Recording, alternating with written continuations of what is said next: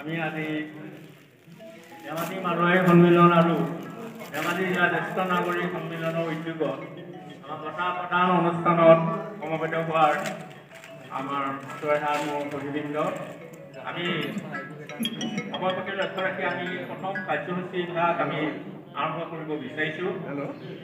সেয়েহে আমাৰ আজি প্ৰথম কাৰ্যসূচী সভা আৰম্ভণি হোৱাৰ আগতে আমাৰ বন্তি প্ৰজ্বলনৰ কাৰ্যসূচীভাগ আছে। সেয়েহে আমি বন্তি প্ৰজ্বলন ভাগৰ কাম আগবাঢ়িব বিচাৰিছোঁ আৰু বন্তি প্ৰজ্বলক হিচাপে আমি ছত্ৰ সিং গিৰিয়া মাণ্ডলিক সভাপতি আদি মাৰোৱাৰী সন্মিলন তেখেতক আমি আমন্ত্ৰিত কৰিছোঁ। তেখেত আমাৰ মঞ্চৰ ওচৰলৈ আহি আমাৰ বন্তি প্ৰজ্বলন কৰিবৰ বাবে তেখেতক আমি অনুৰোধ জনাইছোঁ।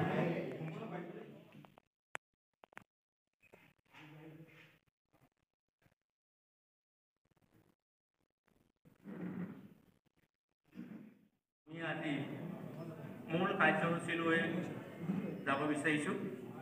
সেয়েহে আমি প্ৰথমে আমাৰ মূল কাৰ্যসূচী ভাগত আজি এই সভাখন সভাপতিত্বৰ আমি আমাৰ জ্যেষ্ঠ নাগৰিক সন্মিলনৰ শ্ৰী নন্দেশ্বৰ বৰগোহাঁইদেৱৰ তেখেতক আমি আমন্ত্ৰিত কৰি আনিছোঁ আৰু সেয়েহে তেখেতৰ নন্দেশ্বৰ বৰগোহাঁইদেৱ আমাৰ জ্যেষ্ঠ নাগৰিক সন্মিলনৰ সভাপতিদেৱ আমাৰ মঞ্চলৈ আহি আসন গ্ৰহণ কৰিবৰ বাবে অনুৰোধ জনাইছোঁ।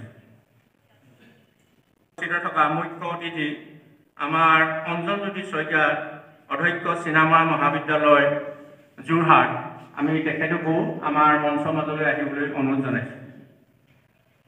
ইয়াৰ পিছতে আমাৰ বিশিষ্ট অতিথি ভাগত আমাৰ দিলীপ কুমাৰ গুৰুদেৱ আহি আছে, পাবহি তেখেত খন্তেক পিছতেই। আমি দ্বিতীয়জন বিশিষ্ট অতিথি আমাৰ বিনোদ কুমাৰ গগৈ সভাপতি ধেমাজি জিলা সাহিত্য সভা আৰু সাহিত্যজ্যোতি বঁটাপ্ৰাপ্ত ধেমাজি, তেখেতক আমি মঞ্চলৈ আহিবলৈ আমন্ত্ৰণ জনাইছোঁ। ইয়াৰ পিছতে আমি শ্ৰীযুত জয় কুমাৰ দলে অৱসৰপ্ৰাপ্ত অধ্যক্ষ মুকুম চেলেং মহাবিদ্যালয়, আমি ছাৰক আমাৰ মঞ্চলৈ আহিবলৈ আমি অনুৰোধ জনাইছোঁ।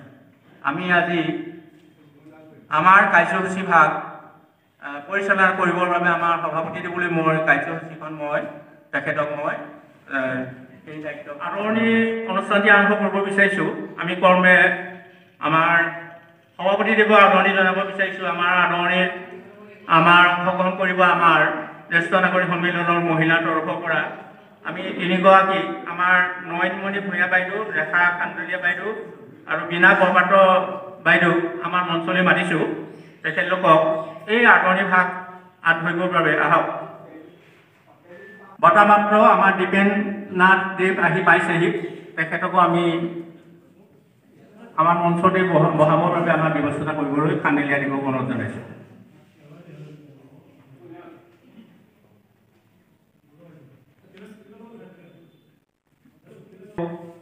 আদৰণি জনাইছোঁ।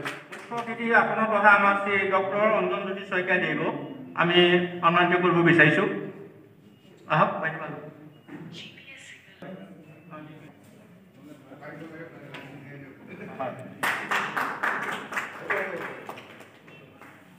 আমাৰ টিকা ব্যৱস্থা আমাৰ বাইদেউ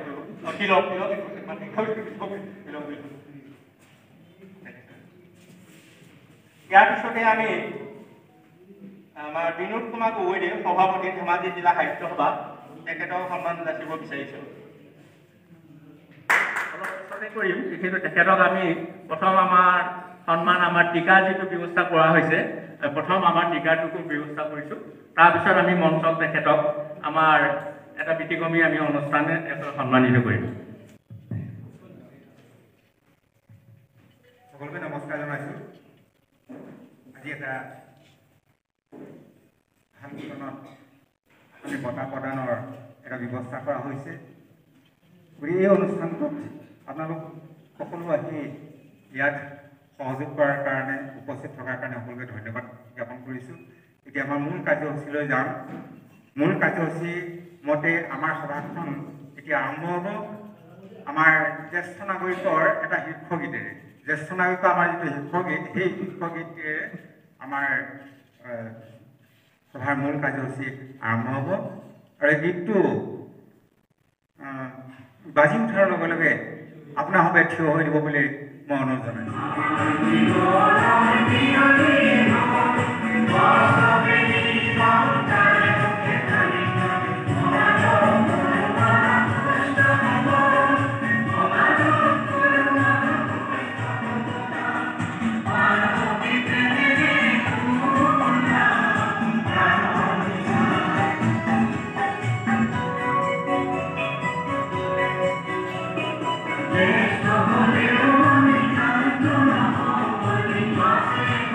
মুখ্য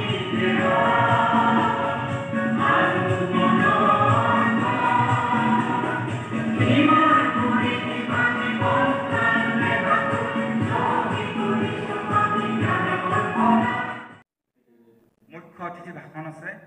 মুখ্য অতিথি ভাষণ প্ৰদান কৰিব আমাৰ ডক্টৰ অঞ্জন শইকীয়াদেৱ। তেখেত চিনেমাৰ কলেজৰ অধ্যক্ষ। তেখেতক আমি বিশিষ্ট মুখ্য অতিথি হিচাপে তেখেতক আমন্ত্ৰণ কৰি আনিছোঁ। তেখেত মোৰ সোঁ চাইডে বহি আছে। তেখেতক বিশিষ্ট মুখ্য অতিথি ভাষণ প্ৰদান কৰিবৰ বাবে তেখেতক মই অনুৰোধ জনাইছোঁ। অসমৰ ইতিহাসতেই নহয়, ভৌগোলিক দিশৰ পৰাও ধেমাজি অঞ্চলৰ ভূমিকা অতি তাৎপৰ্যপূৰ্ণ।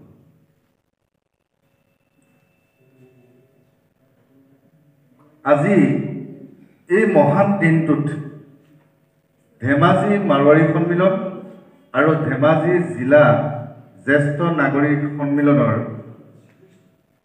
যুটীয়া উদ্যোগত হৰিৰাম খান্দেলীয়া সাহিত্য বঁটা আৰু গগনৰাম ৰাঠী সাহিত্য বঁটা 2025 যি অনুষ্ঠান আয়োজন কৰিছে, মহান অনুষ্ঠান আয়োজন কৰিছে, সেই অনুষ্ঠানৰ মোৰ শ্ৰদ্ধাৰ সভাপতিদেৱ, মঞ্চত উপবিষ্ট হৈ থকা এই অঞ্চলৰ মোৰ অতিকে শ্ৰদ্ধাৰ ধীমান ব্যক্তিসকল আৰু মোৰ সন্মুখত উপস্থিত থকা সৌহৃদ সুধীবৃন্দ, জয় জয়তে মই চিনামৰা মহাবিদ্যালয়ৰ তৰফৰ পৰা আমি আমাৰ শ্ৰদ্ধা, কৃতজ্ঞতা আৰু শুভকামনা নিবেদন কৰিছোঁ। আজি মই মুখ্য বক্তৃতা দিম বুলি অহা নাই। কালি মোৰ কলেজত এটা ডাঙৰ অনুষ্ঠান আছিলে, শিল্পী দিৱস। শিল্পী দিৱসৰ লগত সংগতি ৰাখি আমি আজি কেইবাবছৰ ধৰি 2টা বঁটা দি আহিছোঁ আৰু এটা স্মাৰক বঁটা দি আহিছোঁ। কালি প্ৰায় 7মান বাজিলৈকে আমাৰ। তৎসত্বেও আজি ইমান মহান মঞ্চখনত অতি আন্তৰিকতাৰে মতাৰ কাৰণে মই অধ্যক্ষ হিচাপে আজি কলেজৰ ৱৰ্কিং ডে মই ছুটি লৈ আহিছোঁ। আৰু মোৰ লগত আহিছে ইতিমধ্যে আমাৰ আজি অনুষ্ঠানটোৰ মধ্যমণি ডক্টৰ দীপেন নাথটো আহিছেই। লগত আহিছে, মই চিনাকি কৰি দিবলৈ ভাল পাম, অধ্যাপক সীমান্ত বৰা, দৰ্শন বিভাগৰ অধ্যাপক কমলজ্যোতি সিং, জিঅ'গ্ৰাফী প্ৰফেচাৰ, আমাৰ মহাবিদ্যালয়ৰ গ্ৰন্থকাৰী সিদ্ধাৰ্থ স্বৰূপ দত্ত, এগৰাকী ভাল গীতিকাৰ, সুৰকাৰ আৰু গীটাৰ বাদক, আৰু আমাৰ অতি মৰমৰ ছাত্ৰ এজন আৰ্টিষ্ট, আমাৰ মহাবিদ্যালয়ৰ পৰা ডিব্ৰুগড় বিশ্ববিদ্যালয়ৰ এটা ৰেকৰ্ড কৰি ৰিজাল্ট কৰিছিলে, এজন হ'ল সুনীল পায়েং। গতিকে আমি এজনে বঁটা পাব আৰু তেওঁক আমি এটা অনুপ্ৰাণিত কৰিবৰ কাৰণে আমি এনেকৈ যাম, কাৰণ আমি চিনেমাৰ মহাবিদ্যালয়কহে প্ৰতিনিধিত্ব কৰিছোঁ। আমি আমাক প্ৰতিনিধিত্ব কৰা নাই, আমি প্ৰতিনিধিত্ব কৰিছোঁ এই মাৰোৱাৰী সমাজৰ লগত এক আত্মিক সম্বন্ধ, ধেমাজিৰ জ্যেষ্ঠ নাগৰিকৰ লগত এক আত্মিক সম্বন্ধ। এই সম্বন্ধৰ সৃষ্টি অনাগত দিনবিলাকত আমি কেনেকৈ কৰিব পাৰোঁ নতুন নতুন চিন্তাৰে, এইকাৰণেহে আজি আমি ইয়াত আহিছোঁ। তেখেতক, আমাৰ ডক্টৰ দীপেন নাথক আমি এনকাৰেজ দিবলৈ আহিছোঁ। যি কি নহওক, তাৰ প্ৰাক মুহূৰ্তত বক্তব্য বৰ বেছি নকওঁ। জ্যোতিপ্ৰসাদৰ ওপৰত এটা সৰু মই লেখনি কালি কৰি দিছিলোঁ, ওলাইছিলে, তাকে আপোনালোকৰ ওচৰত পাঠ কৰি দিম। কাৰণ আজি দেখিছোঁ, আজি যি মাৰোৱাৰী মঞ্চ আৰু ধেমাজি জ্যেষ্ঠ নাগৰিকৰ যোগেদি যিটো আজি এই নান্দনিক আজি মঞ্চ তৈয়াৰ হৈছে, আজি মই দেখিছোঁ সেই জ্যোতিপ্ৰসাদে যেনেকৈ আৰম্ভ কৰিছিলে অতি কঠিন অৱস্থাত, আজিও সেই অৱস্থাৰ এটা প্ৰতিবিম্ব মই দেখা পাইছোঁ। কাৰণ হৰিৰাম খান্দেলাৰ সম্পৰ্কত মই ইতিমধ্যে পঢ়িলোঁ, গগনৰাম ৰাঠীৰ বিষয়ে মই পঢ়া নাই। তৎসত্বেও মই জানো দুয়োজনে এজন সমাজপ্ৰতি, এই অঞ্চলক, অসমক ভাল পোৱা, অসমৰ আচল সুঁতিৰ লগত মূল সুঁতিৰ লগত একেবাৰে বিলীন হৈ গৈ পেলাই অসমীয়াৰ জাতি গঠনৰ প্ৰক্ৰিয়াত এক নতুন চিন্তাৰ উন্মেষণ কৰা দুইজন শ্ৰদ্ধাৰ ব্যক্তিলৈ মই সশ্ৰদ্ধ শ্ৰদ্ধা জ্ঞাপন কৰি মই আজি অন্তত চিনাকি হ'ব লাগিছোঁ। উমেশ দাক মই দেখোঁ, উমেশ খান্ডেলিয়াক মই জ্যোতিপ্ৰসাদৰ দৃষ্টিৰে দেখোঁ। উমেশ দাই মোক যিকেইখন কিতাপ দি থৈ গৈছে পঠিয়াইছিলে, উমেশ দা সেইকেইখন কিতাপ এতিয়া মই পঢ়িবলৈ ক'বলৈ হ'লেতো আজি মই বগীতা দি থাকিলেহে হ'বগৈ আৰু হা। তৎসত্ত্বেও দেখিছোঁ যে মই জ্যোতিপ্ৰসাদক আপোনাৰ মাজেৰে আকৌ দেখিবলৈ বিচাৰিছোঁ। গতিকে তাৰ প্ৰাক মুহূৰ্তত মই আৰ্টিষ্টজন লগত আছে, মাৰোৱাৰী মঞ্চৰ হৈ জনাইছোঁ আৰু লগতে সভাপতিকো আহিবলৈ অনুৰোধ জনাইছোঁ।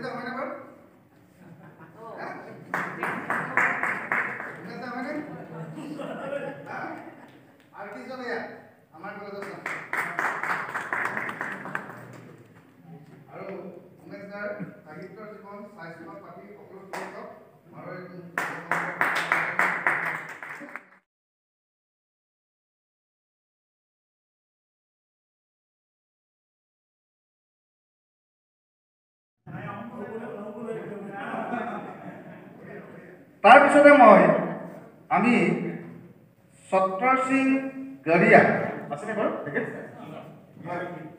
আমাৰ সীমান্ত বৰাই তেখেতক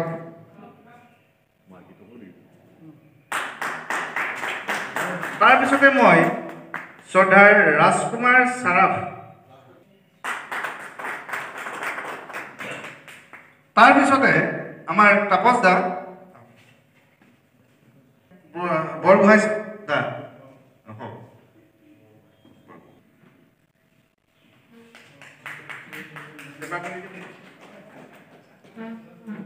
তাৰপিছতে শেষত কমল কিশোৰ শৰ্মা, কমলজ্যোতি সিং অধ্যাপক আৰু লাইব্ৰেৰিয়ান আমাৰ সিদ্ধাৰ্থ দা। আমি যে আহিছোঁ এইটো প্ৰতিনিধিত্ব মানে জ্যেষ্ঠ নাগৰিক আৰু ধেমাজি মাৰোৱাৰী সন্মিলনৰ প্ৰতিনিধি হিচাপে তেখেতসকলক শ্ৰদ্ধা দিছোঁ আৰু সকলোকে প্ৰতি মই শ্ৰদ্ধা জনাই এটা কথাই কৈছোঁ। জ্যোতিপ্ৰসাদৰ সম্পৰ্কত কালি মই লিখিছিলোঁ, অসমৰ যিগৰাকী মহান শিল্পী যিজনে গাঁৱত থাকিও বেলি পোহৰ পাই গাঁৱত থাকিও বিশ্বজগত চোৱাৰ পৰিকল্পনা কৰিছিল, সেইগৰাকী মহান জ্যোতিপ্ৰসাদ আগৰৱালাৰ প্ৰতি আমাৰ সহস্ৰ শ্ৰদ্ধাঞ্জলি নিবেদন কৰিছোঁ। কাৰণ কালি হৈ গৈছে, আজিও আমি পাতিছোঁ। তাৎপৰ্যপূৰ্ণ যে সাংস্কৃতিক বিপ্লৱ হঠাতে আৰম্ভ আৰু শেষ কৰাৰ কোনো কাল নিৰ্ধাৰিত ঘটনা নহয়। ই এক নিৰবিচ্ছিন্ন জীৱন প্ৰক্ৰিয়া, প্ৰত্যায়িত জীৱনৰ তুষ্টতা আৰু তেনে তুষ্টতা ক্লিষ্ট মহতি ঐতিহাসিক সংগ্ৰামৰ মাজতে সমাজবদ্ধ সাংস্কৃতিক নৱজাগৰণৰ সূচনা আৰু সেই জীৱনৰ বিকাশ ঘটে। কিন্তু সমাজখনত চলি থকা ব্যভিচাৰ, অপসংস্কৃতি, অসামাজিক কাৰ্যবোৰে সমাজ পৰিৱৰ্তনৰ সংগ্ৰামত ব্ৰতী লোককো কেতিয়াবা পথভ্ৰষ্ট বা দুৰ্নীতিগ্ৰস্ত কৰি তুলিব পাৰে। কেৱল আৰ্থ ৰাজনৈতিক সংগ্ৰামে এই অধপতন ৰোধ কৰিব নাইবা সমাজৰ অপশক্তিক ৰোধ কৰিব নোৱাৰে। তাৰ বাবে প্ৰয়োজন হয় মানৱ মনক অবিৰামভাৱে সঞ্চালিত কৰি ৰখা মানুহৰ প্ৰমূল্যবোধবোৰ, যেনে আদৰ্শ নিষ্ঠা, ত্যাগ, গৰিমা আদি মহৎ গুণৰাজিৰ সযত্নে আৰু সচেতনভাৱে ৰক্ষা কৰা আৰু সুদৃঢ় কৰা। সকলো ধৰণৰ ব্যভিচাৰ, দুৰ্নীতিৰ বিৰুদ্ধে সংগ্ৰামী মানুহৰ মনত পবিত্ৰ ক্ৰোধ জগাই তোলা, সেই ক্ৰোধৰ অগনিয়ে নিজৰ সমাজ আৰু সমাজৰ অবিৰাম পৰিশোধন চলাই থকা, সেয়ে হৈছে জ্যোতিপ্ৰসাদে কৰা দুষ্কৃতিৰ বিৰুদ্ধে সংস্কৃতিৰ সংগ্ৰাম। এই সংগ্ৰাম কোনো একক বিচ্ছিন্ন ব্যক্তিয়ে চলাব নোৱাৰে, চলালেও সফল হ'ব নোৱাৰে, কাৰণ তেওঁ বিচ্ছিন্ন, অসহায় আৰু হতাশকৃত। সমষ্টিগত মানুহৰ সফল প্ৰচেষ্টাৰে সংস্কৃতিৰ এই মহা অভিযান সফল আৰু কালজয়ী কৰি তুলিব পাৰে। এইখিনি বক্তব্যটো আপোনালোকে নিশ্চয় জানে, এইখিনি জ্যোতিপ্ৰসাদে কৈছে। আৰু জ্যোতিপ্ৰসাদে 1903 চনত জন্মগ্ৰহণ কৰি যিটো প্ৰত্যাহ্বানক অসমৰ সংস্কৃতিক, অসমৰ সাহিত্যক, অসমৰ বিভিন্ন ক্ষেত্ৰত অসমীয়া জাতিটো যিটো একাকাৰ কৰি গ'ল, সেইটো এটা কল্পনাতীত আছিল।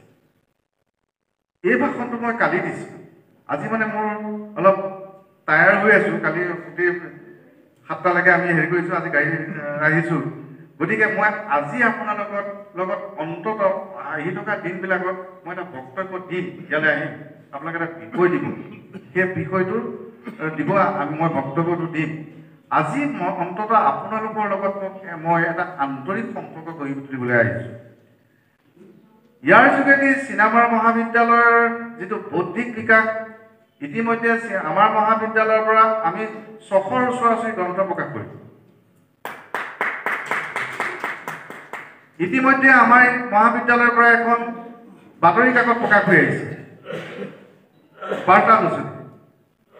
সাম্প্ৰতিক সময়ত মানুহে সকলো কৰিছে, কিন্তু অধ্যয়ন কৰিবলৈ বাদ দিছে, হয়নে? আজি শিৱপ্ৰসাদ গগৈ ছাৰৰ কথা কৈছে, কিন্তু শিৱপ্ৰসাদ গগৈ ছাৰৰ যিখিনি কিতাপ লিখিছে, কিন্তু এই লোকেল যিখিনি ছাত্ৰ ছাত্ৰী আছে তেওঁলোকে তাৰ ৰেফাৰেঞ্চ নলয়, হয়নে? সিদিনাখন তেনেকুৱা এটা আলোচনা চক্ৰ হৈছে জে বি কলেজত। যোৰহাটৰ ইতিহাস লিখিছে হেৰেম্বকান্ত বৰপূজাৰীৰ ইতিহাস, হেৰেম্বকান্ত বৰপূজাৰীয়ে যোৰহাটৰ ইতিহাস লিখিছে, সেইখন কিতাপৰ পৰা লোৱা নাই, লৈছে ইণ্টাৰনেটত। গতিকে কেনেকুৱা কথা হ'ব পাৰে? আজি উমেশ দাই যিখিনি কিতাপ লিখিছে, গ্ৰন্থ প্ৰদান কৰিছে, সেইখিনিৰ ওপৰত ভিত্তি কৰিহে আমি পিছৰ পৰ্যায়লৈ আলোচনা কৰিব পাৰিম, নহয় জানো? আমি বিদেশৰ কথা কৈ থাকোঁ, কিন্তু আমাৰ যিটো আঞ্চলিক, আমাৰ লোকেল, এইখিনি কথা আহিব লাগে। গতিকে মই আশা ৰাখিছোঁ আমাৰ মাজত এক আন্তৰিক শৃংখল সৃষ্টি হওক। আহি থকা দিনবিলাকত আমাৰ মহাবিদ্যালয়ৰ যিটো সাহিত্য যাত্ৰা, আমাৰ মহাবিদ্যালয়ৰ লগত আপোনালোকৰ মাৰোৱাৰী সন্মিলন, ধেমাজি মাৰোৱাৰী সন্মিলন আৰু ধেমাজি জ্যেষ্ঠ নাগৰিক সংস্থা, তেওঁলোকৰ মাজত এক নতুন চিন্তাৰ উন্মেষণ হওক, সেই আশা কৰি মই আজি যিগৰাকী বঁটা পাবক ডক্টৰ দীপেন নাথ আৰু জোনমণি বৰা, তেখেতসকলৰ সাহিত্যৰ জীৱনৰ উত্তৰোত্তৰ কামনা কৰিলোঁ। আৰু বক্তৃতাটো আজি মই একেবাৰে অদৰকাৰীভাৱে দিলোঁ, মাত্ৰ চিনাকি হ'বলৈ আহিলোঁ। সেইকাৰণে কৈছোঁ, তুমি মোক দিয়া চিন্তাৰ বিকাশৰ ফল, মই তোমাক দিওঁ শব্দৰ শতদল। তুমি এই যে দিয়া আৰু লোৱা, ইয়াৰ মাজতে নিহিত হৈ আছে ধেমাজি মাৰোৱাৰী সন্মিলন, ধেমাজি জিলা জ্যেষ্ঠ নাগৰিক সন্মিলন আৰু চিনামাৰা মহাবিদ্যালয়ৰ সাহিত্যৰ মাজত এক অন্তৰংগ বান্ধোনৰ শৃংখল। গতিকে আশা ৰাখিছোঁ আহি থকা দিনবিলাকত আমাৰ এই যাত্ৰাত আমি সকলোৱে একেলগে কাম কৰিম। মই পুনৰ আপোনালোকলৈ শ্ৰদ্ধা আৰু কৃতজ্ঞতা জনাই মোৰ বক্তব্য ইমানতে সামৰণি মাৰিলোঁ। আজি বক্তব্যটো অতি বেয়া হ'ল বুলি ধৰি লৈ পেলাই কিন্তু তিৰস্কাৰ নকৰিব, পুৰস্কাৰো নালাগে। মই সকলোকে মই শ্ৰদ্ধা জনাই মোৰ বক্তব্য সামৰণি মাৰিলোঁ। ধন্যবাদ। ভাষণত খুব কম সময়ৰ ভিতৰত বহু কথা ক'লে। সেই কথাখিনি আমি মৰ্মে মৰ্মে উপলব্ধি কৰিব লাগিব, আৰু এইখিনি প্ৰতিটো কথাই তেখেতে লাগতিয়াল কথা উনুকিয়াই গৈছে। তেখেতলৈ আমি ধন্যবাদ জ্ঞাপন কৰিছোঁ। এতিয়া আমাৰ বঁটা প্ৰাপক আপোনালোকে জানে দুগৰাকী আছিল, এগৰাকী গগনৰাম ৰাঠীৰ বঁটা প্ৰাপক আৰু আনগৰাকী হ'ল হৰিৰাম খান্দেলিয়াৰ সাহিত্য বঁটা প্ৰাপক। দুইটা সাহিত্য বঁটা প্ৰাপক, সাহিত্য বঁটা। এই দুইটা সাহিত্য বঁটা লাভ কৰিবলৈ সক্ষম হোৱা আমাৰ মাজত ডক্টৰ দীপেন নাথদেৱ, তেখেত এজন লেখক, গ্ৰন্থকাৰ, মুৰব্বী অধ্যাপক, অসমীয়া বিভাগ, চিনামাৰা কলেজৰ, আৰু তেখেত আমাৰ মাজত ইতিপূৰ্বে আসন গ্ৰহণ কৰি আছে। আমাৰ অনুষ্ঠীয় আমন্ত্ৰণভাৱে আমাৰ মাজত উপস্থিত হোৱা বহুজন বিশিষ্ট ব্যক্তি আছে যদিও ইতিমধ্যে আমাৰ যেনেকৈ ডক্টৰ শইকীয়াই ক'লে, আমি প্ৰতীকাত্মকভাৱে কেইগৰাকী মানুহক আমি সন্মান জনাব বিচাৰিছোঁ। আমাৰ অলপ পুৰো আলহী নহয়, আমাৰ ধেমাজি বাসীৰ আলহী হিচাপে আমাৰ বঁটা প্ৰাপকৰ লগত সং দিবলৈ সুদূৰ যোৰহাটৰ পৰা উপস্থিত হোৱা আলহী কেইজনমান আছে। আমি তেখেতক এপাহতে সম্বৰ্ধনা দিছোঁ। তাপস কুমাৰ বৰুৱা ডাঙৰীয়া, সহকাৰী সম্পাদক। তেখেতৰ যুগবাৰ্তা ইতিমধ্যে কলেজ এখন বাৰ্তা অনুষ্ঠান আছে, যুগবাৰ্তা মই পঢ়িছোঁ, যুগখন পাইছে। মই তেখেতক সম্বৰ্ধনা দিছোঁ। সম্বৰ্ধনা জনাব আমাৰ গৌতম ৰাঠি। হাত চাপৰি দিব লাগে। আমি ধেমাজি বাসীৰ পৰা সম্বৰ্ধনা দিছোঁ। অধ্যাপক শ্ৰী বৰা চিনেমা মহাবিদ্যালয়, তেখেতক সম্বৰ্ধনা জনাবৰ কাৰণে মই আমাৰ মাজত থকা অভিষেক শৰ্মা তেখেতক অনুৰোধ জনাইছোঁ।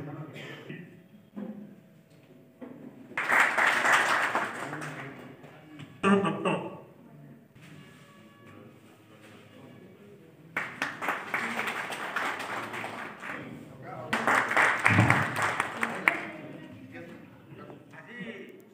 যি দুটা বঁটা প্ৰৱৰ্তন কৰি ইয়াৰ পূৰ্বে আমি এই বঁটা প্ৰদান কৰিছিলোঁ জ্যেষ্ঠ নাগৰিক আৰু ধেমাজি মাৰোৱাৰী সন্মিলনৰ সহযোগত। আজি আমি যিটো বঁটা প্ৰদান কৰিবলৈ যি দুটা বঁটা প্ৰদান কৰিবলৈ লোৱা হৈছে, সেই বঁটাটোতে দাতা হৈ আমি কেউজন দাতাকে দিবলৈ আমাৰ সময়ৰ অভাৱ অসুবিধা, গতিকে দাতা উমেশ খান্দেলীয়া দিব তেখেতক এই সম্পৰ্কত দাতা দুটা সম্পৰ্কত তেখেতক দুআষাৰ বক্তব্য ৰাখিবলৈ অনুৰোধ জনাইছোঁ। তেখেত দাতা হৈ তেখেতে বক্তব্য আগবঢ়াব।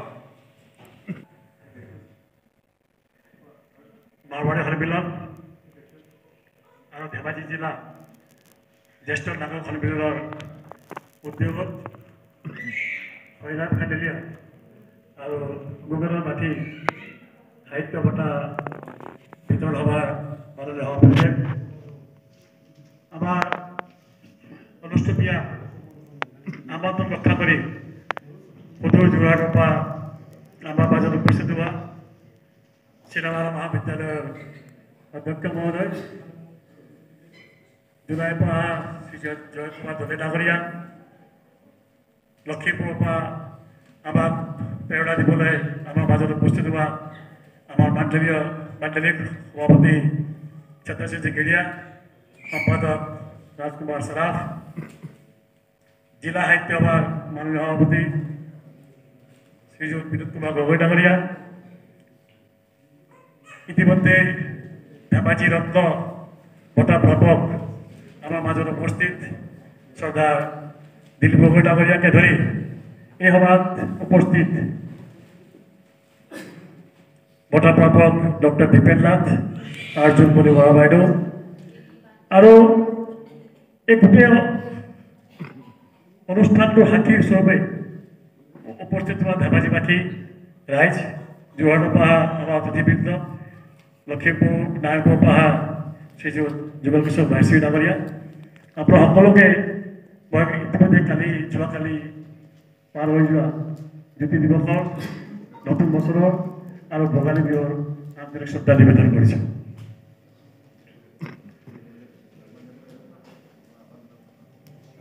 মোৰ পিতৃ শ্ৰীযুত হৰিনাথ খান্দেলীয়াৰ সম্পৰ্কে মই কি ক'ম, মোৰ নিজৰ পিতৃ সম্পৰ্কে মই নিজে ক'ব ল'বৰ শুভ নাপায়, যদিও তেখেতে এজন লিখিতপ্ৰিয় ব্যক্তি আছিল। আমি তেখেতৰ পৰা যিখিনি শিকিছোঁ সেইখিনিকে আমাৰ জীৱনত প্ৰয়োগ কৰিব বিচাৰিছোঁ। আমাৰ দেউতাই শিকাইছিলে সমাজৰ ঋণ কেতিয়াও আমি উঠাব নোৱাৰোঁ, আৰু সমাজৰ প্ৰতি সদায় দায়বদ্ধ থাকিব লাগে। আৰু মই তেখেতৰ এই বাক্যষাৰ মোৰ জীৱনত পালন কৰিবলৈ সদায় চেষ্টা কৰোঁ। উদ্দেশ্যটো কি? বহুতে ভাবে যে আমি আমাৰ পৰিয়ালটোক উৎসাহিত কৰিবৰ কাৰণে, লাইটত আহিবৰ কাৰণে বঁটা আৰম্ভ কৰিছোঁ। তেনেকুৱা নহয়। আমাৰ ওচৰত বহুত পইচা আছে, সেইকাৰণে বঁটা দি পেলাই পইচা সদ ব্যৱহাৰ কৰিছে, এনেকুৱাও নহয়। অৱশ্যে আমাৰ ডক্টৰ শইকীয়া নাজানিব সেই ধেমাজি মোৰ লগৰ কেইজনে জানে যে আমাৰ আৰ্থিক অৱস্থা কি। মই এতিয়াও বজাৰত আছোঁ, যাত টিঙৰ পানী পৰে আৰু বানপানী আহিলে বানপানী মানে মোৰ ঘৰত বানপানী পানী হৈ যায়। গতিকে এনেকুৱা কথা নহয় যে মোৰ পইচা আছে কাৰণে মই বঁটা প্ৰৱৰ্তন কৰিছোঁ। বঁটা প্ৰৱৰ্তন কৰা আঁৰৰ কথা হ'ল ধেমাজিৰ পৰা এটাও বঁটা নাছিলে এটা সময়ত। ধেমাজি পৰিচয় কেনেকৈ বাহিৰলৈ যাব, আমি সেই উদ্দেশ্য আগত ৰাখি পেলাই বঁটা প্ৰৱৰ্তন কৰিছিলোঁ। আৰু লগতে উদ্দেশ্য আছিলে সমাজত বিভিন্ন ধৰণে বিভিন্ন লোকে অৰিহণা যোগাই আছে, তাৰ মাজতে সাহিত্যিকসকলো আছে। কোৱা হয় সাহিত্যিকসকল সমাজৰ দৰ্পণ। আমাৰ ইতিমধ্যে ডক্টৰ শইকীয়া কৈছে আজিকালি লেখক আছে কিন্তু পাঠক নাই। গতিকে লেখক এজনে কিতাপ এখন লেখাৰ পিছত বা প্ৰবন্ধ এটা লেখাৰ পিছত যদি পাঠক নাপায় মনটো মৰহি যায়। আৰু মই তেনেকুৱা এটা অনুভৱ থকা ব্যক্তি, গতিকে মই জানো লিখকসকলক কিন্তু প্ৰেৰণা পাঠকবৰ্গহে। এতিয়া পাঠকৰ সংখ্যা কমি যোৱাৰ লগে লগে লিখকৰ যিটো উৎসাহ সেইটো কমি যায়। গতিকে আমাৰ এটা অন্যতম উদ্দেশ্য হৈছে লিখকসকলক প্ৰেৰণা দিয়াটো। কাৰণ লিখকসকলে নিজৰ লিখনিৰ মাধ্যমেৰে সমাজক বহু কিবা দিব পাৰে। যিটো কাম আমি বক্তৃতাৰে কৰিব নোৱাৰোঁ, যিটো কাম আমি লাঠিত তলৱাৰেৰে কৰিব নোৱাৰোঁ, তেনেকুৱা বহু কাম সাহিত্যিকসকলে নিজৰ লিখনিৰ মাধ্যমত হয়। কোনো এজনে কাৰো কথা নুশুনে বুলি ক'লেও বেয়া নহয়। প্ৰত্যেকে নিজৰ নিজৰ ইদিনাখন যেতিয়া আমি কৰিছোঁ 7 গৰাকীৰ ভিতৰত আমি বঁটা যেতিয়া নিৰ্বাচিত কৰিছোঁ, এটা বঁটাখন 7 গৰাকী আছিলে, এটা 6 গৰাকী আছিলে। আমাৰ প্ৰায় 2.5 ঘণ্টা সময় লাগিছে নিৰ্বাচন কৰোঁতে। বিভিন্ন ধৰণৰ লজিক আহিছে, অমুক আছে তমুক আছে গৈ গৈ সদয় এখন আমি নিৰ্বাচন কৰিছোঁ। গতিকে আমি ভাবোঁ আমাৰ নিৰ্বাচনটো অতি শুদ্ধ হৈছে। মোৰ নিৰ্বাচন নহয়, নিৰ্বাচন সমিতিৰ নিৰ্বাচন খুব শুদ্ধ হৈছে। শ্ৰদ্ধাৰ সভাপতিৰ অনুমতি সাপেক্ষে মই আমাৰ মহাবিদ্যালয়ৰ পৰা সদ্য প্ৰকাশিত 3খন গ্ৰন্থ মই আপোনালোকৰ মাৰোৱাৰী সন্মিলন বা ধেমাজি আপোনালোকৰ হেৰি আছে নেকি বাৰু লাইব্ৰেৰী আৰম্ভ কৰক, আৰু সেই লাইব্ৰেৰীলৈ আমি 3খন গ্ৰন্থ আমি দিবলৈ বিচাৰিছোঁ। কলেজত এটা ইউনেস্কো ৰিকগনাইজ ৰিচাৰ্চ চেণ্টাৰ আছে, সেইটো হৈছে Mohan Chandra Mahanta social science research centre. সেইটো ইউনেস্কো ইতিমধ্যে আমাক ৰিকগনাইজেশ্যন কৰিলে। ইতিমধ্যে ইয়াৰ যোগেদি আমি 4টাকৈ বঁটা দি আছোঁ ৰাষ্ট্ৰীয় পৰ্যায়ত। আৰু ইউনেস্কোৰ এতিয়ালৈকে 4টা ফেলোশ্বিপ পাইছে। তাৰ মাজতে কেইবাটাও প্ৰজেক্ট কৰি আছে। তাৰ মাজতে আমাৰ ডক্টৰ দীপেন্দ্ৰনাথে ইউনেস্কোৰ ফেলোশ্বিপৰ কাৰণে চিলেক্ট কৰিছে আৰু অমৰজ্যোতি সিং হৈছে।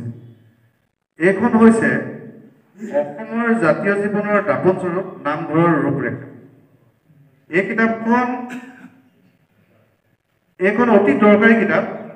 মানে নামঘৰবিলাকৰ ইতিহাসবিলাক নহয়, নামঘৰৰ যিটো ঐতিহাসিক পটভূমি সাম্প্ৰতিক সময়লৈকে কা আন্দোলনলৈকে কেনেকৈ কৰিছিল, এইটো আমাৰ মহাবিদ্যালয়ৰ প্ৰতিষ্ঠাপক অধ্যক্ষ অধ্যাপক আনন্দ শইকীয়াৰ দ্বাৰা ৰচিত এইখন গ্ৰন্থ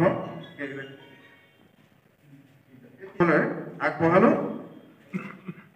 চেনিমৰা বাগিচাৰ চিঠি লৈ গ'ল ডাকুৱালে, হাতে হাতে পাতি দিলে হেঁপাহৰ ৰঙীন ৰুমাল। এই ৰঙীন ৰুমালৰ সম্পৰ্কত আমাৰ মহাবিদ্যালয়খন য'ত চিনামৰা ঐতিহ্য আৰু ইতিহাস এইখনো লিখিছে আমাৰ প্ৰতিষ্ঠাপক অধ্যক্ষ, এইখনো পঢ়িব।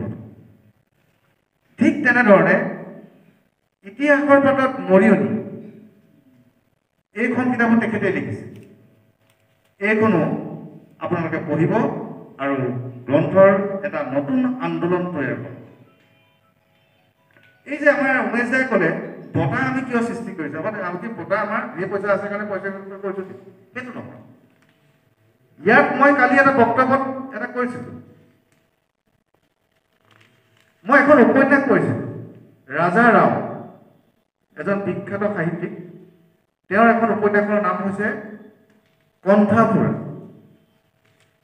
এইখন তামিল উপন্যাস। সেই উপন্যাসখনৰ বেংগলী অনুবাদটো মই কৈছোঁ।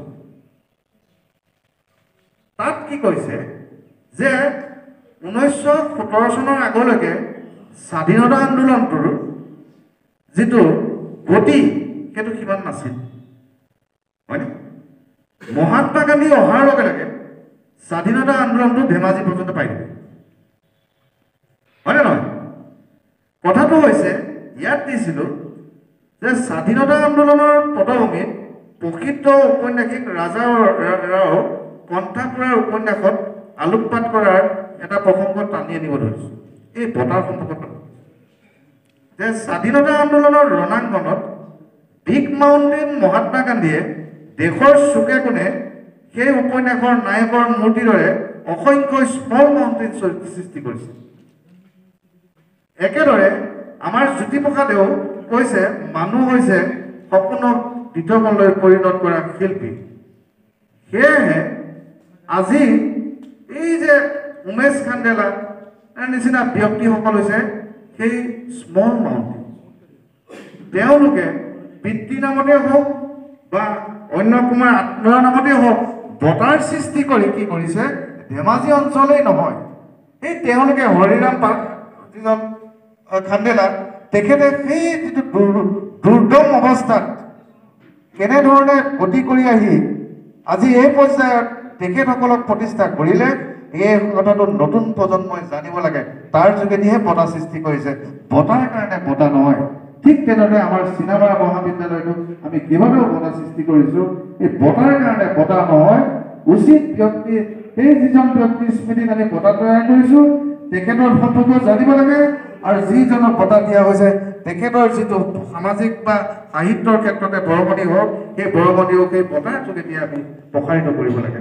সেইকাৰণে উমেশ খান্ডেলাই হওক, চিনেমাৰ মহাবিদ্যালয়ৰ বঁটাসমূহে হওক, আমি এনেধৰণেই কৰি আছোঁ। এই এনেধৰণে আমি আমাৰ পূৰ্বপুৰুষক আমি জীয়াই ৰাখিব লাগিব।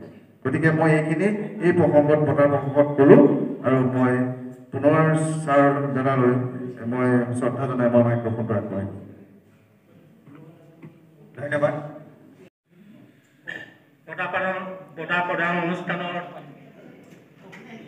অনুষ্ঠিত আজি ধেমাজি মাৰোৱাৰী সন্মিলন আৰু ধেমাজি জ্যেষ্ঠ নাগৰিক সন্মিলনৰ যৌথ উদ্যোগত অনুষ্ঠিত হোৱা সভাৰ সভাপতি যুৱক প্ৰমুখ্য উপস্থিত সদন। আমি ইতিমধ্যে সভাপতি নিৰ্দেশ মৰ্মে আমাৰ কাৰ্যসূচী বঁটাপ্ৰাপ্ত দ্বয়ক আমি বঁটা প্ৰদান অনুষ্ঠানলৈ তেখেতক আমাৰ এই কাৰ্যসূচী আমি পাইছোঁহি। গতিকে আমি প্ৰথমে বঁটাপ্ৰাপ্ত আমাৰ উমেশ খান্ডেলিয়াৰ আমাৰ যিটো হৰিৰাম খান্ডেলিয়াৰ বঁটা আছিল, হৰিৰাম খান্ডেলিয়াৰ বঁটাটি সাহিত্য বঁটাটি আমি আমাৰ কমিটিয়ে নিৰ্বাচিত কৰি আমাৰ যোৰহাটৰ আমাৰ চিনেমাৰ অধ্যাপক তেখেতক আমি নিৰ্বাচিত কৰিছোঁ। আৰু আনজন বঁটাপ্ৰাপ্ত আমাৰ গগনৰাম প্ৰাৰ্থী সাহিত্য বঁটাৰ কাৰণে আমি জোনমণি বৰা বাইদেউক আমি নিৰ্বাচিত কৰিছোঁ। সেয়েহে আমি প্ৰথমে আমি জোনমণি বৰা বাইদেউক এই বঁটা প্ৰাপ্তি গ্ৰহণ কৰিবলৈ আমি মঞ্চলৈ আমন্ত্ৰণ জনাইছোঁ। দ্বিতীয়জন বঁটাপ্ৰাপক ডক্টৰ দীপেন নাথ দেৱ, তেখেত চিনেমা কলেজৰ অসমীয়া বিভাগৰ মুৰব্বী অধ্যাপক। তেখেত আমাৰ মাজত আছে।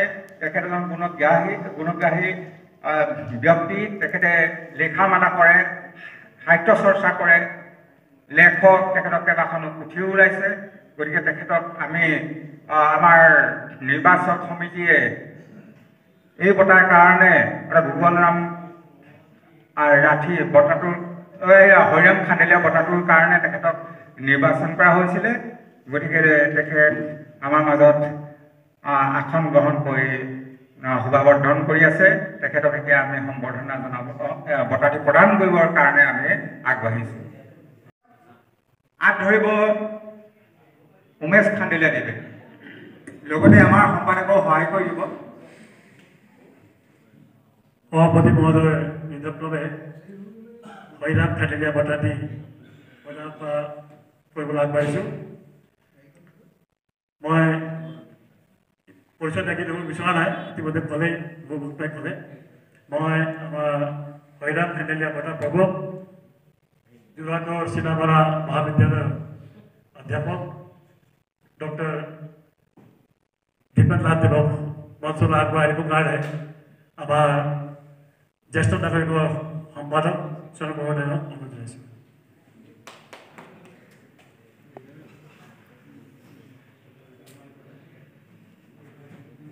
সৰ্বপ্ৰথমতে মংগল প্ৰতীক মংগল টিকা কৰিবৰ কাৰণে আমাৰ মাজত উপস্থিত শ্ৰী গৌতম কুমাৰ ৰাঠীক মই মংগল টিকা কৰিবলৈ অনুৰোধ জনাইছোঁ।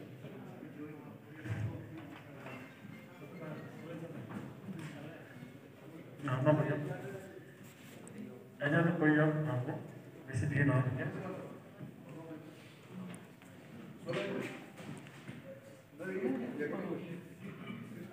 এয়া হিন্দু সৌভাগ্যৰ প্ৰতীক মংগল টিকা তৈয়াৰ কৰিলে নতুন গাঁঠিয়ে আদৰণীয় বস্ত্ৰ হিচাপে চেলেং চাদৰ পৰিধান কৰাব বঁটাপ্ৰাপক পুত্ৰ নতুন খালী জেগা বঁটাত যোগদান জনাব।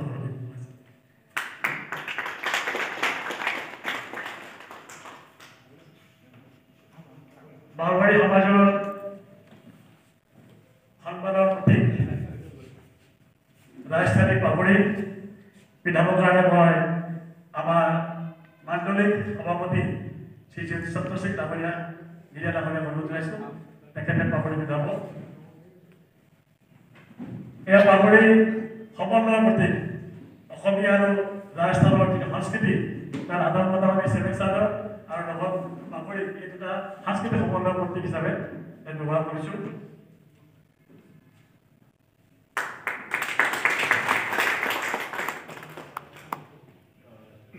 আমি সম্বৰ্ধনা পত্ৰৰ লগতে লগত ধন আগবঢ়াইছোঁ। এই ধনৰ প্ৰতীকাত্মক প্ৰতীক হিচাপে আগবঢ়াব শ্ৰী হৈৰাম হেণ্ডেলীয়া বৰপুত্ৰ সত্যনাৰায়ণ হেণ্ডেলে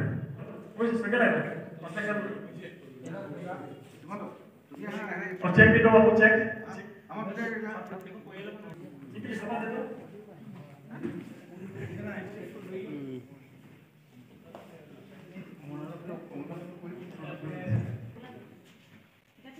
এই মুহূৰ্তৰ বাবে প্ৰস্তুত কৰা সম্বৰ্ধনা পত্ৰ পাই কৰিবৰ কাৰণে বিনা পত্ৰ সহায় বাইদেউ মঞ্চ আহিব অনুৰোধ জনাইছোঁ। সম্বৰ্ধনা পত্ৰটি এয়া সম্বৰ্ধনা পত্ৰ আমাৰ হৈ আগবঢ়াইছে জোনাই কৰি মহাবিদ্যালয়ৰ সভাপতি অধ্যক্ষ শ্ৰী বাদল ডাঙৰীয়া। ইয়াৰ পিছতে মই গ্ৰন্থৰ টুকুৰা আমাৰ আমাৰ মাজত উপস্থিত ভাৰতীয় সাহিত্যিক শ্ৰীযুত ভৱেন গগৈ ডাঙৰীয়াক অনুৰোধ জনাইছোঁ।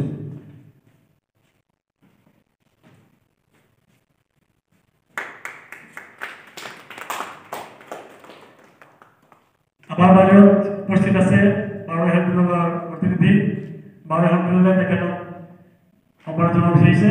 গতিকে মই কৃষ্ণ কুমাৰ বাঞ্চাদেৱক এটি ফুলাম গামোচাৰে সম্বৰ্ধনা জনাবলৈ অনুৰোধ জনাইছোঁ।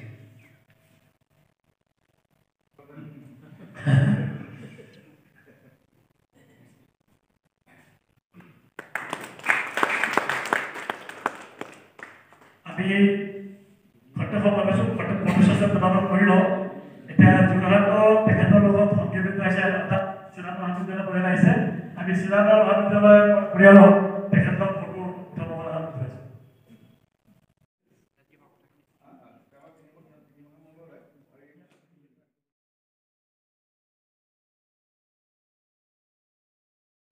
ডক্টৰ দীপেন লাল দেৱক তেখেতৰ এই মুহূৰ্তলৈকে যাত্ৰা আৰু অনুভৱ সম্পৰ্কে দুআষাৰ ক'বলৈ অনুৰোধ জনাইছোঁ।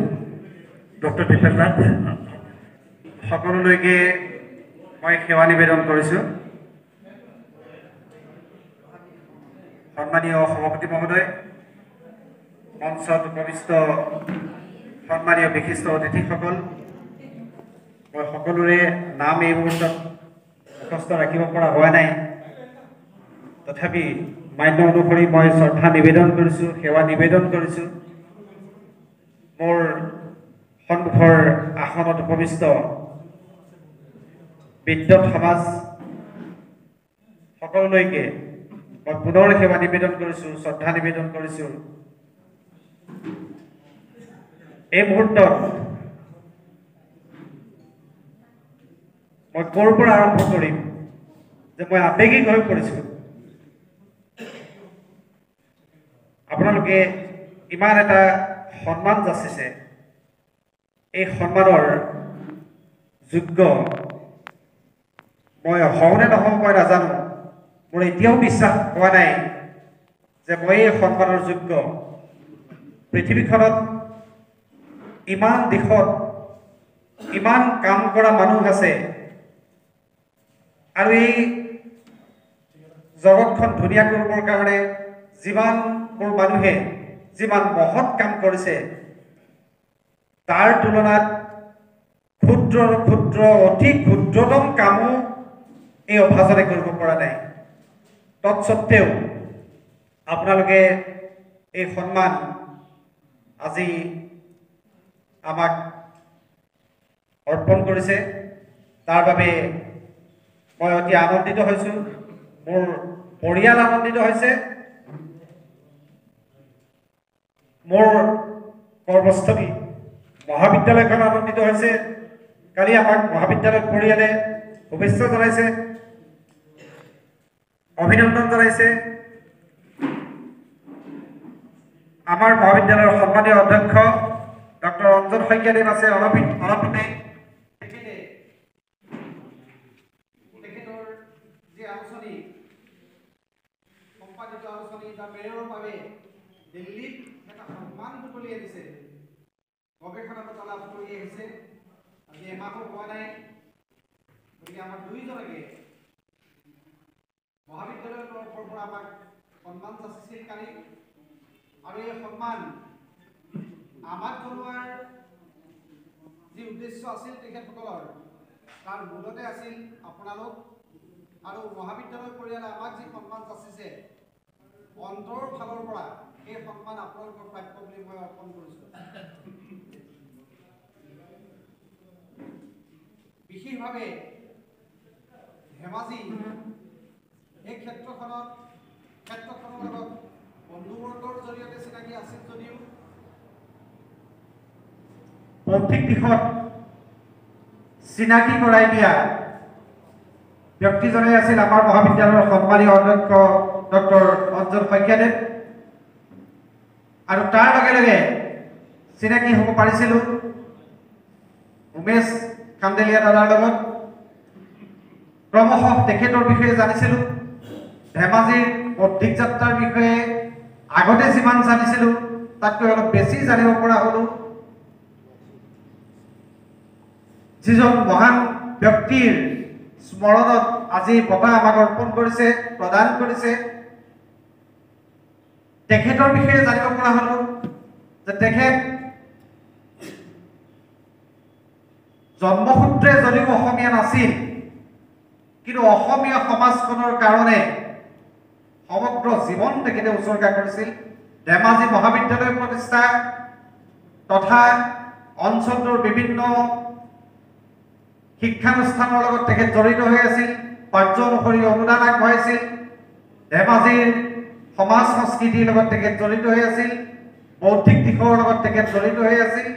আৰু সেই পৰিয়ালৰে উত্তৰাধিকাৰী উমেশ কান্দেলা ডাঙৰীয়াই আজি সেই পিতৃৰ দায়িত্ব কাণ পাতি লৈ পিতৃৰ গৌৰৱ ৰক্ষা কৰিছে, পিতৃৰ যথোচিত সন্মান প্ৰদৰ্শন কৰিছে। যি সময়ত মই বহলাই নকওঁ, আপোনালোকে উপলব্ধি কৰিব পাৰিব। মোৰ এই উপন্যাসখনতো কিছু কথা উল্লেখ আছে যে মানুহে মানুহক সন্মান কৰিবলৈ শিকা নাই, পিতৃ মাতৃক বৃদ্ধাশ্ৰমত ৰখাৰ প্ৰৱণতা আহিছে। সেই সময়ত এচাম সৎচিন্তক শুভচিন্তক ব্যক্তিয়ে নিজৰ পিতৃক সমাজত যথোচিত সন্মান দিয়াই নহয়, তাৰ জৰিয়তে সমাজখন যাতে ভাল দিশত অগ্ৰসৰ হ'ব পাৰে, এই ধৰণৰ চিন্তাৰে তেখেতসকলে সামাজিক দায়বদ্ধতা মানি লৈ কাম কৰি আছে। গতিকে উমেশ কান্দলীয়া দাদাকে ধৰি তেখেতৰ পৰিয়াল তথা এই অনুষ্ঠানৰ লগত জড়িত যিসকল ব্যক্তি আছে, যিকেইটা অনুষ্ঠান আছে, ধেমাজি মাৰোৱাৰী সন্মিলন, ধেমাজি জিলা জ্যেষ্ঠ নাগৰিক সন্মিলন, সকলোৱে যি শ্ৰম, যি কষ্ট কৰিছে আজি এই অনুষ্ঠানটো আটক ধুনীয়াকৈ সজাবৰ বাবে আমি মন কৰোঁ এটা কথা, আমাৰ অধ্যক্ষ মহোদয়ে কয় সেই কথা, বাস্তৱিকতে সন্মুখত দেখা যিখন সভা অতি শুৱনি, অতি ভাল লাগে, কিন্তু এই সভাখনৰ নেপথ্যত থকা যিবোৰ সৰু সুৰা কাম, ধৰি লওক এটা উদাহৰণ দিব বিচাৰিছোঁ, বিশিষ্ট অতিথিসকলৰ সন্মুখত থকা যিবোৰ নাম ফলক, এই নাম ফলকৰ পৰা কাৰ্যসূচীলৈকে সম্বৰ্ধনা পত্ৰ বনোৱাৰ পৰা বেনাৰ বনোৱালৈকে ঠিক এমাহ 15 দিন যি দৌৰা দৌৰি, যি মানসিক কষ্ট কৰিবলগীয়া হয়, শাৰীৰিক কষ্ট কৰিবলগীয়া হয়, অনুষ্ঠানটো প্ৰত্যক্ষভাৱে কোনেও নহয় বহুতে দৰ্শন নকৰে।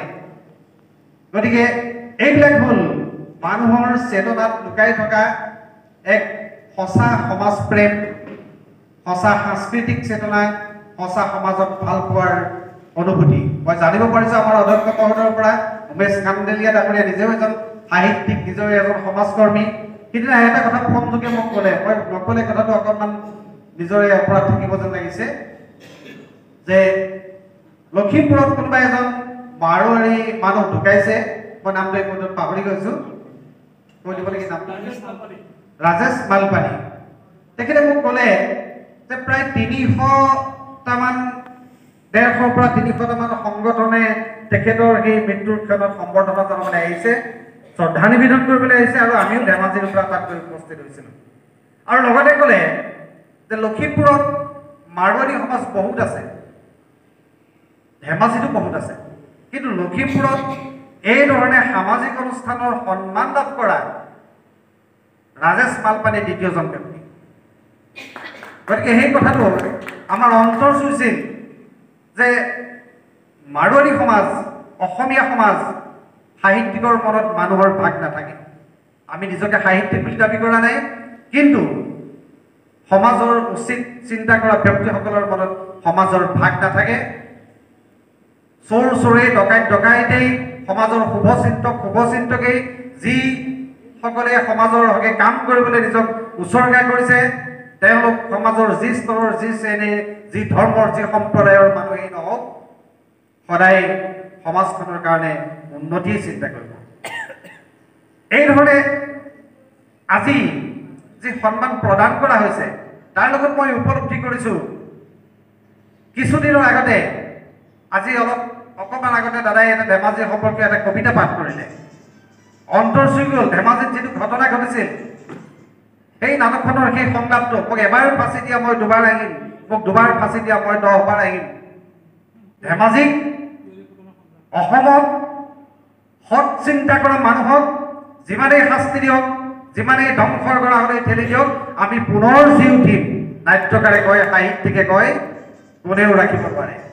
বাতৰি কাকতত পাওঁ জীয়াদ হ'ল ধেমাজিৰ চকুপানী, তাৰ পিছতে কেইটামান দিনত পাওঁ, কেইটামান দিনৰ পাছতে পাওঁ একে বাতৰি কাকততেই জীয়াদ হ'ল ধেমাজিৰ চকুপানী স্বত্তেও শিক্ষাৰ দিশত, ৰিজাল্টৰ দিশত ধেমাজি প্ৰথম। আমি বাতৰিত পাওঁ। আৰু এই যে প্ৰথম হ'ল, আপোনালোকৰ দৰে এই অভিজ্ঞ ব্যক্তিসকল, সমাজৰ তত্ত্বাৱধায়ক ব্যক্তিসকল, আজি সমাজখনত মই লক্ষ্য কৰিছোঁ যে ইয়াত চেঙেলীয়া ল'ৰা প্ৰায়ে নাই, 2-এজন হয়তো আছে, প্ৰায়ে নাই। এই জ্যেষ্ঠসকল, আপোনালোকে মোক শ্ৰদ্ধা জনাবলৈ আহিছে, মোক সন্মান দিবলৈ আহিছে। ওলোটাকৈ ভাবিছোঁ কথাটো, আচলতে আপোনালোকে মোক সন্মান দিবলৈ অহা নাই, সন্মান মই দিব লাগে আপোনালোকক। কনিষ্ঠ মই, বয়সত কনিষ্ঠ, আৰু আপোনালোকে আটাইখিনি সমাজৰ তাত থিয় হৈ, ইয়াত থিয় হৈ মোৰ কেউফালে এই যিটো আপোনালোকৰ মান্য বস্ত্ৰ, এইভাগে মোৰ শিৰত অৰ্পণ কৰিলে, এই মান্য বস্ত্ৰই মোক ভৱিষ্যতৰ সময়ৰ কাৰণে দায়বদ্ধ কৰিলে। মোক আপোনালোকে এয়া পদৰ ধূলি দিছে বুলি মই শিৰত লৈছোঁ। মই পুনৰ নমস্কাৰ জনাইছোঁ। মই কোনো কথা ক'ম বুলি মই প্ৰস্তুত হৈ অহা নাই এইখিনিকে ক'ম বুলি। তথাপিও মোৰ অন্তৰত যিখিনি কথা ভাৱ উদয় হৈছে সেইখিনি আলমতে মই ক'ব বিচাৰিছোঁ যে আপোনালোকৰ যি স্নেহ, যি আশীৰ্বাদ, এই আশীৰ্বাদ আজিৰ মঞ্চত থাকি কৈছোঁ মই কিমানখিনি কৰিব পাৰোঁ, কিমানখিনি আপোনালোকক দিব পাৰোঁ, সমাজখনক দিব পাৰোঁ নাজানো। এই আশীৰ্বাদ অন্ততঃ আজিৰ দিনটোৰ পৰা মই অথলে যাবলৈ নিদিম। মোক নতুনকৈ কামৰ কাৰণে এক শক্তি দিছে, প্ৰেৰণা দিছে, আৰু এই শক্তিৰ প্ৰেৰণাৰ মূলতে উমেশ কাণ্ডেলীয়া ডাঙৰীয়া, আমাৰ মহাবিদ্যালয়ৰ অধ্যক্ষ মহোদয়, লগতে ধেমাজিৰ এই বিদ্যুৎ সমাজ মোৰ সদায় শিৰৰ মুকুট হৈ আশীৰ্বাদ হৈ জিলিকি থাকিব। মই সেইটোকে ভগৱানৰ ওচৰত প্ৰাৰ্থনা জনাম যাতে এই আশীৰ্বাদ অনুসৰি মোক কাম কৰিবলৈ ভগৱানে প্ৰেৰণা দিয়ে। এই সন্মানৰ জৰিয়তে ধেমাজিয়ে যোৰহাটৰ লগত এক সম্পৰ্ক গঢ়ি তুলিলে। যোৰহাটৰ লগতে নহয়, সমগ্ৰ অসমৰ লগতে সম্পৰ্ক গঢ়ি তুলিলে। কেনেকৈ মই তাকে ক'বলৈ বিচাৰিছোঁ যে এই সন্মানৰ কথাটো বাতৰি কাকতত ওলোৱাৰ পাছৰ পৰা মই কিছু লজ্জিত অনুভৱ কৰিছিলোঁ যে মই এই সন্মানৰ যোগ্য হওঁ জানো। এজন আমাৰ বন্ধু সদৃশ সমনীয়া আছে, নামটোও কৈ দিছোঁ মই, ৰোহিত দত্ত বুলি। তেওঁ ইমান অধ্যয়ন কৰে। তাপস বৰুৱা দাদা আছে, মোৰ জ্যেষ্ঠ দাদা, তেখেতৰ ওচৰলৈ যাওঁ। মোৰ যিখন শেহতীয়া উপন্যাস গোবিন্দ হৃদয় আউনীআটী সত্ৰক আধাৰ কৰি লিখা, মই এজনকো ডিটিপি কৰিবলৈ দিয়া নাছিলোঁ। কাৰণ দুয়োজনে গভীৰভাৱে অধ্যয়নপুষ্ট আৰু দুয়োজনে গ্ৰন্থৰ সমালোচক, আৰু মোৰ গ্ৰন্থখন পালে তেখেতে কি লিখিছে বুলি সমালোচনা কৰিব। মই ভয়ত তেওঁলোকক দিয়া নাছিলোঁ। গজেন পাহৰি বুলি এজনক দিছিলোঁ ডিটিপি কৰিবৰ কাৰণে। তেখেতেও ডিটিপি কৰাৰ পিছত মোক ফোন কৰি জনালে কিতাপখন আনতকৈ বহুত ভাল হৈছে। মই তেতিয়া ভাবিছিলোঁ যে তাপস বৰুৱা দাদা আৰু ৰোহিত দত্তক নিদিলোঁ, মই গজেন পাহৰি কিয় দিলোঁ, যে এওঁ দেখোন তাতকৈও চোকা। গতিকে এই অলপ চিন্তাই মনত ঠাই লৈছিলে। যি হওক, গোবিন্দ হৃদয় সত্ৰক আধাৰ কৰি লিখা মোৰ আগত এখন কবিতা পুথি, এখন নাটক, প্ৰায় 20খনমান পাঠ্যপুথি সম্পৰ্কীয় গ্ৰন্থ ওলাইছে। গোবিন্দ হৃদয় আউনীআটী সত্ৰৰ ইতিহাসক আধাৰ কৰি লিখা। কেৱল আউনীআটী সত্ৰই নাই, ইয়াত চিনামৰা কলেজ আছে। চিকিৎসা সেৱাৰ লগত জড়িত ব্যক্তিসকলৰ সঁচা জীৱন ইয়াত লিপিবদ্ধ কৰিবৰ মই যত্ন কৰিছোঁ। গতিকে সত্ৰক স্বাভাৱিকতে এক শ্ৰেণীৰ মানুহে সমালোচনা কৰিবলৈ যত্ন কৰে, নগৈ কেতিয়াবা কৰগাঁৱৰ বাতৰি দিয়ে। মানুহৰ মাজত এনেকুৱা হয়, অকল সত্ৰকে নহয়, মই যদি নতুন সংগঠন এটা খুলিছোঁ, পুৰণি সংগঠনটোক মই বেয়া পাওঁ, অকুণ্ঠ চিত্তে বেয়া বুলি ক'বলৈ বাধ্য হৈছোঁ। ধেমাজিতে চাব আপুনি, যদি ধেমাজি সাহিত্য সভাৰ পৰা কোনোবা দুজন ওলাই গৈ বেলেগ এটা সংগঠন কেতিয়াবা খোলে, তেতিয়াহ'লে ধেমাজি সাহিত্য সভাকে বেয়া বুলি কৈ দিব, অসম সাহিত্য সভাক বেয়া বুলি কৈ দিব। কিন্তু অসম সাহিত্য সভাৰ ভিতৰলৈ গৈ তেওঁলোকৰ সংশোধন কৰাৰ সাহসো তেওঁলোকৰ নাই, সুবিধাও তেওঁলোকৰ নাই। গতিকে নতুন ক্ষেত্ৰত সোমালি যে পুৰণি ক্ষেত্ৰখন বেয়া হয়, মানুহৰ সেই মানসিকতাটো উচিত নহয় বুলি মই অনুভৱ কৰিছোঁ। আৰু বিশেষভাৱে আউনীআটী সত্ৰ এখন বিশ্ববিদ্যালয় হৈছে। মোৰ লক্ষ্যটো আছিল সেইটোৱেই। সত্ৰখনলৈ মই কেইবাবাৰো গৈছোঁ, দেখিছোঁ যে বিশ্ববিদ্যালয় আউনীআটী সত্ৰই খোলাৰ প্ৰয়োজনেই নাই। সত্ৰখন নিজে এখন বিশ্ববিদ্যালয়। তাইলে সত্ৰখনলৈ যদি কোনোবা গৈছে আপোনালোক গ'লে দেখিব, সত্ৰখন নিজে এখন বিশ্ববিদ্যালয়। সোমাই যোৱাৰ লগে লগে যি শিক্ষাৰ বাণী প্ৰসাৰিত হৈ আছে, এই সত্ৰই জন্মলগ্নৰ পৰা অসমীয়া জাতীয় জীৱনত ধৰি ৰাখিবৰ বাবে আসাম বিলাহে এইখিনি উলিয়াইছিল। অৰুণোদয় কাকতৰ পিছতে, তাৰ পিছতো বিদ্যালয় প্ৰতিষ্ঠা কৰিছে, তাৰ পিছতো তেওঁলোকে বিভিন্ন সময়ত সংস্কৃতি পল্লৱ উলিয়াইছে। তাৰ পিছতো কিন্তু সেইখন সত্ৰই নহয়, সকলো সত্ৰৰ ভকতৰ জীৱনৰ দুৰ্দশা আছে। ভকতসকল সাধনা কৰিবৰ কাৰণে যায়, আৰু সাধনা কৰিবলৈ যোৱা ভকতসকলৰ ওপৰত আমি দোষ আৰোপ কৰোঁ যে এখেতসকল থাকোঁতে, সত্ৰ থাকোঁতে খ্ৰীষ্টান ধৰ্ম সোমাইছে। কিন্তু ভকতসকলক দোষ দি লাভ হ'ব জানো? ভকতসকল ঈশ্বৰ উপাসনা কৰিবৰ কাৰণে গৈছে। তেওঁলোকে ধৰি লৈছে ঈশ্বৰ আছে নে নাই আপুনিও নাজানে ময়ো নাজানো, কিন্তু সকলোৱে জানো, সকলোৱে মানিছো ঈশ্বৰ আছে বুলি। আৰু সেই ঈশ্বৰ উপাসনা কৰিবলৈ কৈছে। তেওঁলোকে কেনেকৈ খাইছে, কি কৰিছে, কোনেও কোনেও চিন্তা নকৰ, কোনেও শব্দত ক'লে ভুল হ'ব, বহুতে চিন্তা নকৰ, কিন্তু সমালোচনা কৰিবলৈ যাওঁ। আমি হঠাতে কাৰোবাক সমালোচনা কৰাটোৱে বা উপদেশ দিয়াটোৱে আটাইতকৈ ভাল কথা। কিন্তু ভিতৰলৈ সোমাই এই প্ৰেৰণা, আজি যি ধৰণে প্ৰেৰণা প্ৰদান কৰা হৈছে, এই প্ৰেৰণা প্ৰদান কৰা মানুহৰ সংখ্যা পৃথিৱীত কমি আহিছে যদিও এচাম কিন্তু ভাল মানুহ আছে, সেই হিচাপেই সমাজখন ধৰি ৰাখিছে। আপোনালোকে এতিয়া এই সন্মান মোক নহয়, আউনীআটী সত্ৰক আধাৰ কৰি লিখা এই উপন্যাসক ভিত্তি কৰা হৈছে। মই সত্ৰৰ গোবিন্দ মহাপ্ৰভুলৈ মোৰ সেৱা আগবঢ়াইছোঁ, আৰু এই সেৱাৰ অংশীদাৰ যদি পুনৰ কিবা পাব লাগে, ভগৱান যদি আছে, তেতিয়াহ'লে আপোনালোকলৈ গোবিন্দ মহাপ্ৰভুৱে এই আশীৰ্বাদ আপোনালোককো প্ৰদান কৰক। মই তাকে প্ৰভুৰ শ্ৰীচৰণত কামনা কৰিছোঁ। যোৰহাটৰ লগত কেনেকৈ সম্বন্ধ হৈছে, মই তাৰ দুটামান বাক্যত নক'লে ভুল হ'ব। যে এই সংবাদত এই কথা প্ৰকাশ হোৱাৰ পিছতে আমাৰ মহাবিদ্যালয়ৰ প্ৰতিষ্ঠাপক অধ্যক্ষ শ্ৰীযুত আনন্দ শইকীয়া ছাৰে ইতিমধ্যে তেখেতৰ দুখনমান গ্ৰন্থ দিছে। তেখেতে মোক যথেষ্ট প্ৰেৰণা দিছিল। আমাৰ মহাবিদ্যালয়ত এটা বৌদ্ধিক পৰিমণ্ডল আছে, আমি অকুণ্ঠ চিত্তে স্বীকাৰ কৰোঁ সেইটো কথা, প্ৰতিষ্ঠাপক অধ্যক্ষৰ পৰা বৰ্তমানৰ অধ্যক্ষ মহোদয়লৈকে। আৰু লগে লগে জগন্নাথ বৰুৱা মহাবিদ্যালয়ৰ জ্যেষ্ঠ অধ্যাপিকা ডক্টৰ বীণা পানী দেৱী বাইদেৱে মোলৈ ফোন কৰিছিল। জগন্নাথ বৰুৱা মহাবিদ্যালয়ৰ ডক্টৰ বলীন হাজৰিকা ছাৰে মোলৈ ফোন কৰিছিল। তাপস বৰুৱা দাদাই মোলৈ ফোন কৰিছিল। মনোজ শৰ্মা দেৱে মোলৈ ফোন কৰিছিল। মৰিয়নি মহাদেৱ আগৰৱালা হাইস্কুলৰ গোৱালপাৰাৰ পৰা ডক্টৰ ৰবীনাথে মোলৈ ফোন কৰিছিল। ঢকুৱাখানাৰ পৰা নিজৰা বৰগোহাঁয়ে মোলৈ ফোন কৰিছিল। এনেধৰণে মোৰ সহকৰ্মীসকলৰ কথা নকওঁৱেই। এনেধৰণে এই বাৰ্তাটো মই কাৰোবাৰ নাম নক'লে হয়তো ভুল হ'ব, হয়তো থাকি যাব, গতিকে যদি কাৰোবাৰ নাম উল্লেখ কৰিবলৈ থাকিও গৈছে মোক মাফ কৰিব। তথাপিতো মোৰ হৃদয়ত ৰাখিছোঁ। কথাখিনি যথেষ্ট দীঘল হৈছে, মই উপলব্ধি কৰিছোঁ। যথেষ্ট আপোনালোকৰ সময় আছে। আপোনালোকৰ জীৱনৰ এই বহুমূলীয়া সময় আজি এই অনুষ্ঠানটোৰ বাবে দিছে। অনুষ্ঠানটোৰ মূলতে আমাক বঁটা প্ৰদান, গতিকে মই উপলব্ধি কৰিছোঁ আমাক দিছে। মই আকৌ কৈছোঁ, আপোনালোকৰ জীৱনৰ পৰা দিয়া এটা দিনৰ অমূল্য সময় অন্ততঃ মই চাগে ভগৱানৰ যদি আশীৰ্বাদ পাওঁ অথলে যাবলৈ নিদিম, তাকে মই পুনৰ আপোনালোকৰ ওচৰত জনাইছোঁ। আৰু আপোনালোকৰ যি আশীৰ্বাদ, এই আশীৰ্বাদ শিৰত তুলি লৈ পুনৰ সকলোলৈকে শ্ৰদ্ধা জনাই মোৰ পঢ়া দুটাৰ কথাখিনি মাৰ্জনা বিচাৰিছোঁ। জ্যোতিপ্ৰসাদ আগৰৱালাক স্মৰণ কৰিব লাগিছিল। বাইদেৱে যথেষ্টখিনি কবিতা আৰু কাহিনীও কৈ আপোনালোকক আমোদ দিছে, গল্প কৈছে বা গীত গাইছে। কালিৰ দিনটোত স্মৰণ হৈছে, আমিও মহাবিদ্যালয়ত স্মৰণ কৰিছোঁ তেখেতক। গতিকে এই জ্যোতিপ্ৰসাদ আগৰৱালা, হৰিবিলাস আগৰৱালাই কথা কৈ থাকিলে ওলাই থাকিব।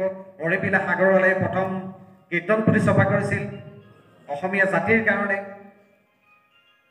জ্যোতিপ্ৰসাদৰ সময়ত কি নাছিল সেই কথাটো চিন্তা কৰি ভাওনাৰ পৰিৱৰ্তে চিনেমা আনিছিল। ইতিমধ্যে এজন বক্তাই কৈ গৈছে এইখিনি কথা, মই পুনৰ নকওঁ।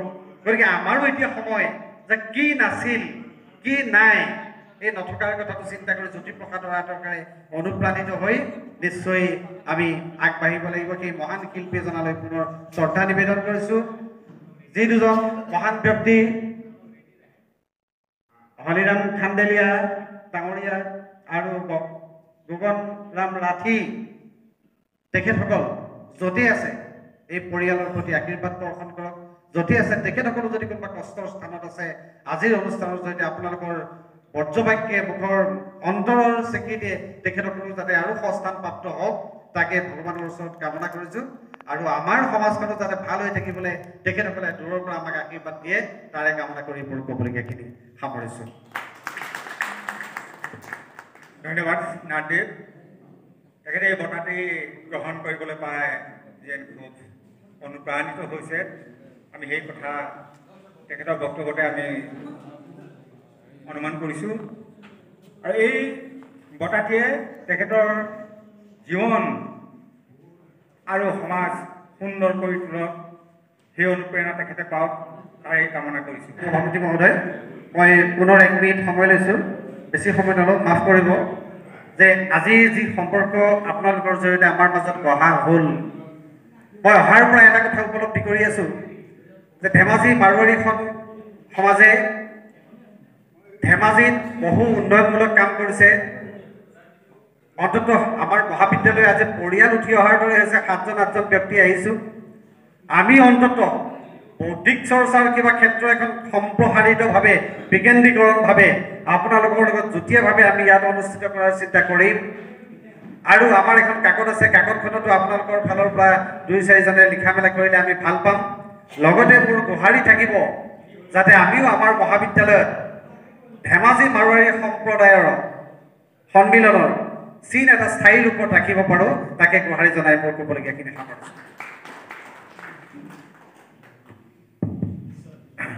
শ্ৰদ্ধাৰ সভাপতি মহোদয়ৰ অনুমতি সাপেক্ষে ময়ো এটা কথা যোগ দিবলৈ বিচাৰিছোঁ। ইতিমধ্যে দীপেননাথে ক'লেই, আৰু আজি যিখন পেপাৰ আপোনালোকক বাৰ্তা আলোচনী দিয়া হৈছে, আমি নেক্সট ইছ্যুৰ পৰা আমাৰ প্ৰতি 3 মাহে ওলায়, নেক্সট ইছ্যুৰ পৰা আমি ধেমাজিৰ বাৰ্তা বুলি এটা পেজ কৰিব পাৰিম নেকি? হা না, খালি যাব লাগে, প্ৰতি 3 মাহে হ'ব। আমাৰ সম্পাদক কেইজন সাক্ষী আছে, আৰু গতিকে ধেমাজিৰ বাৰ্তা বুলি আমি এটা পেজ আপোনালোকক দি দিম। আপোনালোকে অন্ততঃ লিখিলে ভাল পাম, হয়নে নহয়? তেতিয়া আমাৰ এটা আজি পেপাৰখন দিয়াৰ অৰ্থটো আমাৰ এইটোৱে থাকিব। আজি বঁটাটো নিয়াৰ প্ৰাসংগিকতাটো এই আপোনালোকে যদি আমাক এই উপহাৰটো দিয়ে, এইটোৱে থাকিব, হয় নহয়?